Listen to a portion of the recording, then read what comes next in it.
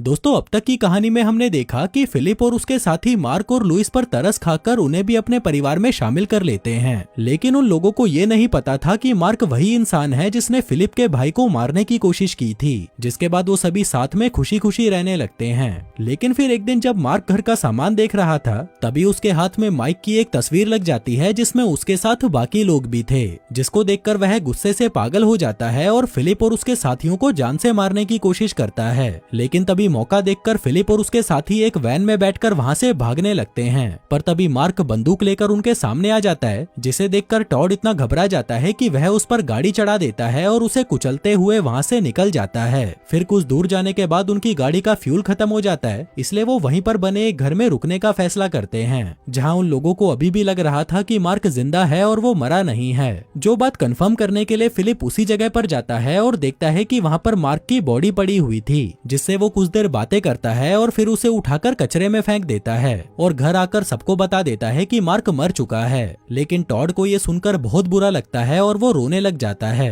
क्योंकि उसने अपने जीवन में किसी की भी जान नहीं ली थी। जिसको चुप कराने के लिए फिलिप उसे झूठ बोल देता है कि मार्क जिंदा है और ऐसी हरकतें करने लगता है जिससे उसे विश्वास हो जाए कि मार्क सच में जिंदा है। लेकिन फिर बाद में उसे भी सच्चाई पता चल जाती है कि मार्क मर चुका है और फिलिप उससे झूठ बोल रहा था। जिसके बाद वो सभी फिर से उस घर में रहने चले जाते हैं। लेकिन वहां जाकर वो देखते हैं कि जिस कूड़ेदान में फिलिप ने मार्क को फेंका था वो वहां से गायब था, जिसका मतलब था कि मार्क सच में जिंदा है और कभी भी अपना बदला लेने वापस आ सकता है। जो सब बातें सोच सोच कर वो लोग इतना घबरा जाते हैं कि उनको रात को नींद तक नहीं आती। जिसके बाद वो लोग घर में हर जगह सिक्योरिटी अलार्म लगा देते हैं, अपने गले में सीटियां पहनकर घूमने लगते हैं, यहाँ तक कि वो घर के बाहर लैंड माइन्स भी बिछा देते हैं। लेकिन इस सबके बाद भी उन लोगों की फटी पड़ी थी और उन्हें लग रहा था कि मार्क कभी भी उन्हें मारने आ सकता है। इसलिए फाइनली वो लोग उस शहर को छोड़कर कहीं और जाने का फैसला करते हैं और अपना सारा सामान बांधकर एक नई मंजिल की तरफ निकल जाते हैं। वहीं रास्ते में फिलिप वॉकी टॉकी के जरिए सभी को पका रहा था, जिस वजह से एरिका को नींद आ जाती है और वह अपनी कार में सेल्फ ड्राइविंग मोड ऑन करके सो जाती है। उधर एक जगह पर लुइस की कार खराब हो जाती है, तो उसे देखने के लिए एरिका कार से नीचे उतरती है। लेकिन वो सेल्फ ड्राइविंग मोड ऑफ करना भूल गई थी, जिसके चलते वो कार आगे बढ़ने लगती है। जिसको रोकने के लिए एरिका उसे गंदी गंदी गालियां भी देती है, लेकिन इसका कोई फायदा नहीं होता।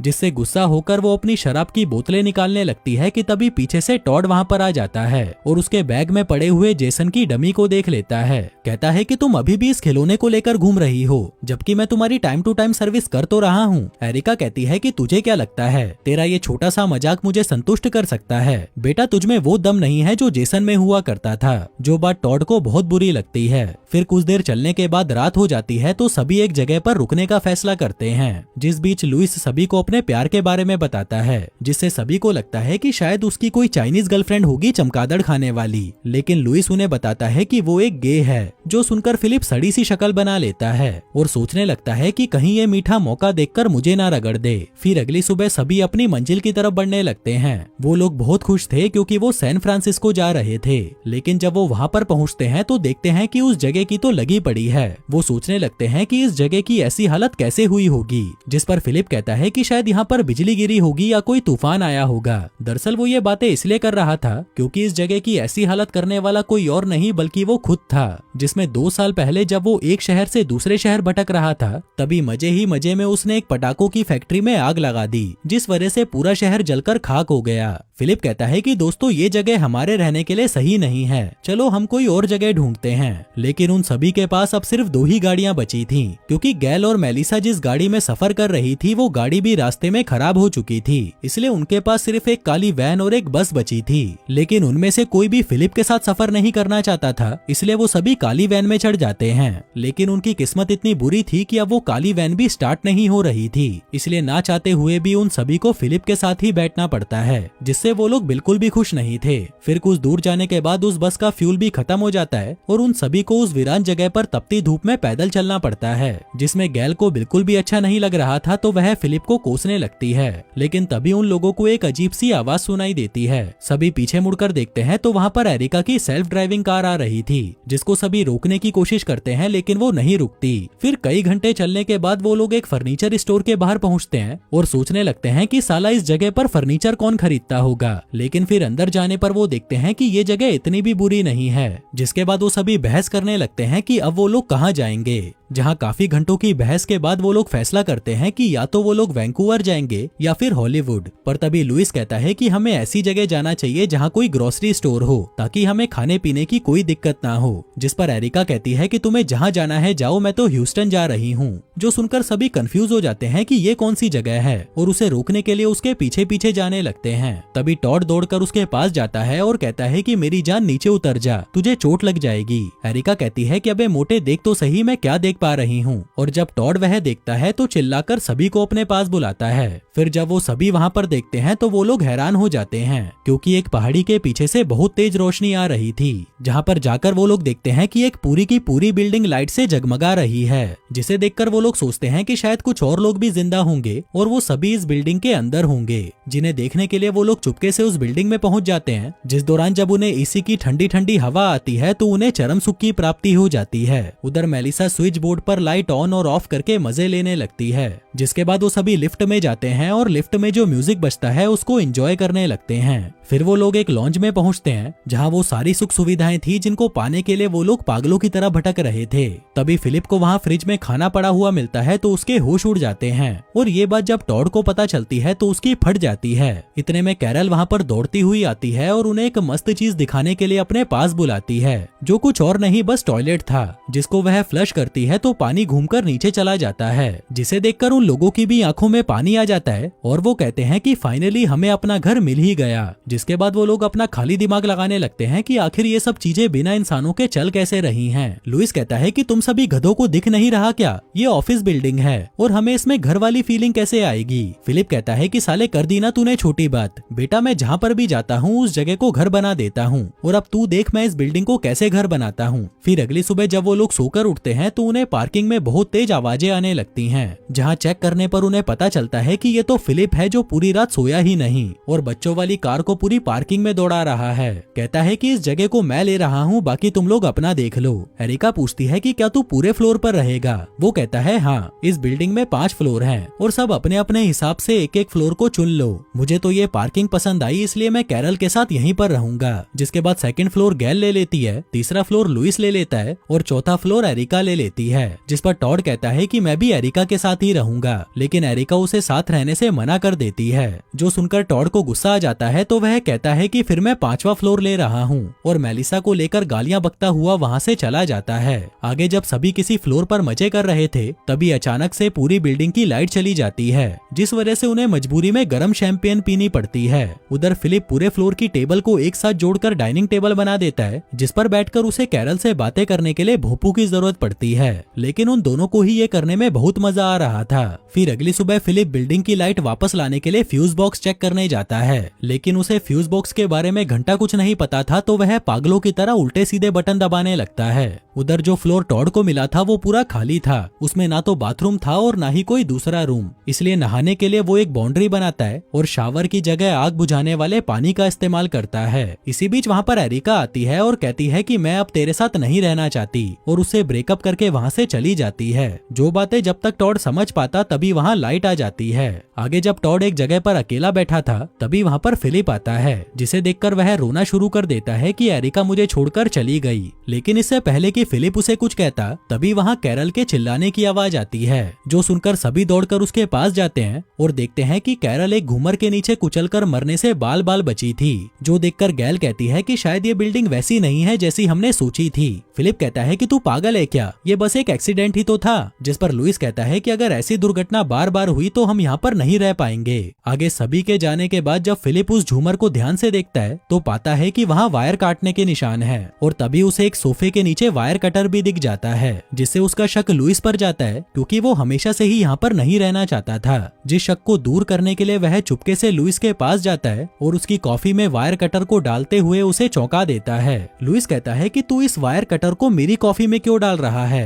फिलिप कहता है कि अच्छा तो तुझे पता है इसे वायर कटर कहते हैं, फिर तो तुझे ये भी पता होगा कि ये क्या काम आता है। जिसकी बातों का लुइस उसे कोई जवाब नहीं देता और वहाँ से चला जाता है। वहीं फिलिप मन ही मन सोचता है कि इस साले का तो गेम बजाना पड़ेगा। आगे जब लुइस टट्टी कर रहा था तभी फिलिप उसे फिर से चौंका देता है और पूछता है कि तू यहाँ पर क्या कर रहा है। वो कहता है भाई मैं टट्टी कर रहा हूँ, चैन से टट्टी तो करने दे। फिलिप कहता है कि ठीक है तू टट्टी कर ले, पर याद रखियो मेरी नजर तुझ पर ही है। इसके बाद जब टॉड और फिलिप नहा रहे थे तभी अचानक उनका पानी बंद हो जाता है, जिस वजह से फिलिप फिर से लुइस पर शक करने लगता है कि हो ना हो ये कांड उसी ने ही किया होगा, जिसके लिए वो उसे सबक सिखाने टॉयलेट में जाता है। लेकिन लुइस वहाँ पर नहीं था, इसलिए वो उसे ढूंढता हुआ लॉन्ज में जाता है जहाँ पर वो कॉफी पी रहा था। फिलिप पूछता है कि साले तू ये सब क्यों कर रहा है? मैं शुरू से देख रहा हूँ कि तुझे ये बिल्डिंग कुछ खास पसंद नहीं है, इसलिए अगर तू यहाँ से जाना चाहता है तो जा सकता है। इतने में ही कैरल वहाँ पर आती है और फिलिप को शांत रहने के लिए कहती है, लेकिन वह शांत नहीं होता। लुइस कहता है कि देख भाई, तू मुझ पर जो भी इल्जाम लगा रहा है वैसा मैंने कुछ नहीं किया। फिलिप कहता है कि फिर तूने नहीं किया तो किसने किया?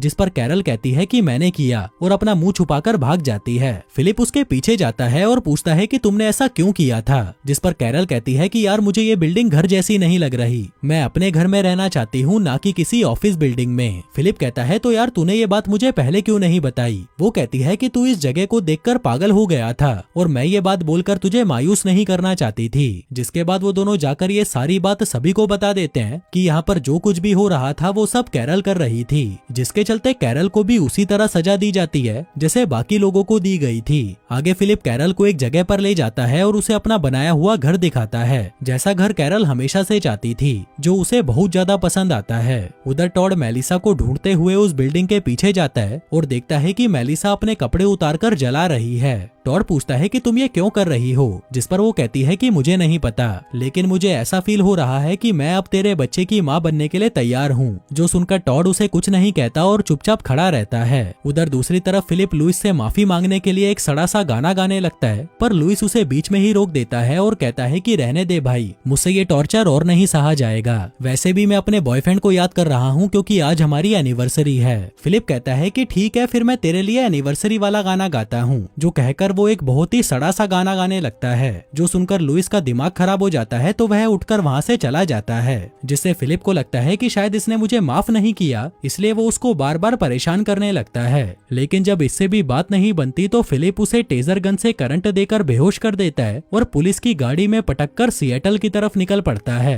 क्योंकि लुइस का बॉयफ्रेंड वहीं रहता था। फिर कुछ देर बाद जब लुइस को होश आता है तो वह फिलिप से कहता है कि हम सिएटल जाकर क्या करेंगे, मेरा बॉयफ्रेंड तो मर चुका होगा। फिलिप कहता है कि ऐसा भी तो हो सकता है कि वो जिंदा हो, मुझे भी ऐसा ही लगता था कि मेरा इस दुनिया में कोई नहीं है, लेकिन मेरा भाई जिंदा निकला। हाँ, वो अलग बात है कि वायरस की वजह से वो मारा गया। जिसके बाद जल्दी ही वो लोग सिएटल पहुंच जाते हैं। लुइस उसे एक जगह पर गाड़ी रोकने के लिए कहता है, जो वही जगह थी जहाँ वो अपने बॉयफ्रेंड के साथ रहता था। फिर अंदर आकर लुइस जब अपने बॉयफ्रेंड की फोटो देखता है तो उसकी आंखों से आंसू निकल आते हैं। इधर कैरल एक डॉक्यूमेंट पर एरिका से साइन करवाती है, जिस पर साइन करते ही एरिका कैरल की माँ बन जाएगी। लेकिन कैरल को गोद लेने से अच्छा तो वो मरना पसंद करेगी, इसलिए वो उस डॉक्यूमेंट पर साइन नहीं करती, जिससे गुस्सा होकर कैरल उसे गालियां बकती हुई वहां से चली जाती है। उधर टॉड जब अपने बेडरूम में आता है तो देखता है कि मेलिसा फुल मूड में है। दरअसल वो उसके साथ इंटीमेट होकर बच्चे पैदा करना चाहती थी, लेकिन टॉड उसे मना कर देता है और कहता है कि मेरा मानसिक संतुलन ठीक नहीं है, इसलिए मैं अभी तेरे साथ कुछ नहीं कर सकता।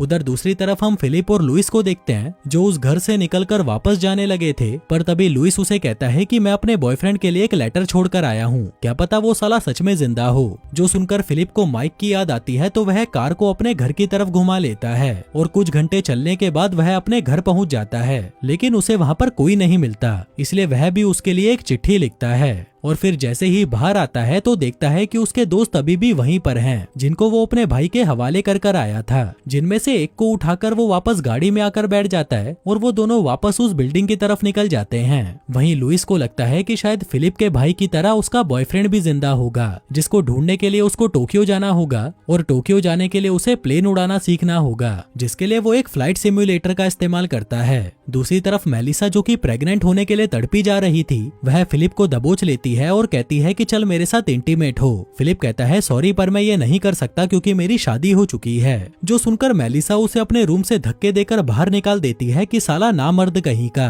जिसके बाद फिलिप वहाँ से सीधा टॉड के पास आता है और कहता है कि भाई तेरी मेलिसा तो किसी के साथ भी सोने को तैयार बैठी है, इसलिए भाई तू ही कुछ कर, क्योंकि अगर मेरी नियत खराब हो गई तो तेरा बच्चा मेरी तरह दिखेगा। जिसके बाद वो बात करने के लिए लुइस के पास जाता है, जहाँ पर उसे पता चलता है कि इंटीमेट होने का ऑफर मेलिसा ने इसे भी दिया था, लेकिन इसने मना कर दिया। उधर एरिका ने अपनी लाई हुई सारी शराब की बोतलें खाली कर दी थी, इसलिए वो और शराब लेने के लिए स्टोर जाती है, जिनको वह लिफ्ट के जरिए अपने फ्लोर तक ले जा रही थी कि तभी वहाँ की लाइट चली जाती है और एरिका वहीं पर फंस जाती है। वो लिफ्ट का इमरजेंसी बटन दबाती है और जोर जोर से चिल्लाने लगती है, लेकिन इसका कोई फायदा नहीं होता।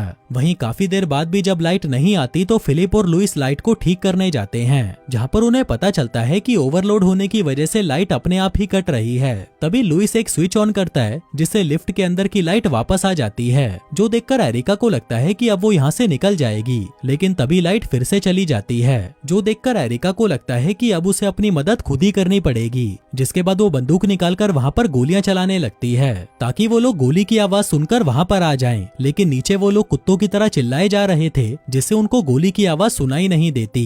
इसी बीच टॉड वहाँ पर आता है और सभी को उसके रूम में आने को कहता है, जहाँ मेलिसा ने एक गुड बाय नोट छोड़ा था, जिसका मतलब था कि वो उन लोगों को छोड़कर वहाँ से जा चुकी थी। फिलिप कहता है कि हमें 48 घंटों के अंदर उसे ढूंढना पड़ेगा, नहीं तो उसे लापता घोषित कर दिया जाएगा। जो कहकर वो जेम्स बॉन्ड की तरह गुड बाय शब्द को डिकोड करने की कोशिश करता है, ताकि उसे कोई सुराग मिल सके। पर तभी कैरल उसे कहती है कि गधे के बच्चे ये सब कार में बैठकर कर लेना, अभी हमें मेलिसा को ढूंढने बाहर जाना है। उधर कार की आवाज सुनकर एरिका जोर जोर से चिल्लाने लगती है, लेकिन जब चिल्लाने से भी कुछ नहीं होता तो वह लगातार गोलियां फायर करने लगती है, लेकिन उन लोगों को गोलियों की आवाज भी सुनाई नहीं देती और वो मेलिसा को ढूंढने निकल जाते हैं। और फिर पूरी रात पागल कुत्तों की तरह भटकने के बाद भी जब वो उन्हें नहीं मिलती तो वो लोग वापस आ जाते हैं और मैप पर निशान लगाते हैं कि उन्होंने उसे कहां कहां ढूंढ लिया। इसी बीच वहां डायनासोर के कॉस्ट्यूम में फिलिप आता है, जिसे देखकर कोई नहीं डरता सिवाय टॉड को छोड़कर। तभी कैरल वहां पर आती है और कहती है कि एरिका भी कल से लापता है। गैल कहती है कि अरे यार, वो नशेड़ी दारू पीकर किसी नाले में पड़ी होगी, तू उसकी चिंता मत कर, वो वापस आ जाएगी। जिसके बाद वो सभी फिर से मेलिसा को ढूंढने निकल जाते हैं, लेकिन जब पूरा दिन ढूंढने के बाद भी वो उन्हें नहीं मिलती तो वो लोग एक जगह पर चुपचाप आग जलाकर बैठ जाते हैं। और फिर कई दिनों तक मेलिसा को ढूंढने के बाद भी जब वो उन्हें नहीं मिलती तो वो लोग धीरे धीरे हार मानने लगते हैं। उधर एरिका अभी भी लिफ्ट में फंसी हुई थी, तभी उसे एक आइडिया आता है और वो जेसन का सर निकालकर उसे हथौड़े की तरह यूज करती है, ताकि किसी तरह से लिफ्ट खुल जाए। और वो खुल भी जाती है, लेकिन उसके सामने सिर्फ दीवार थी, जिसका मतलब था कि वो लिफ्ट किसी फ्लोर के बीच में फंसी हुई थी। लेकिन वहाँ पर इतनी तो जगह थी कि वो चिल्लाकर किसी को बुला सके,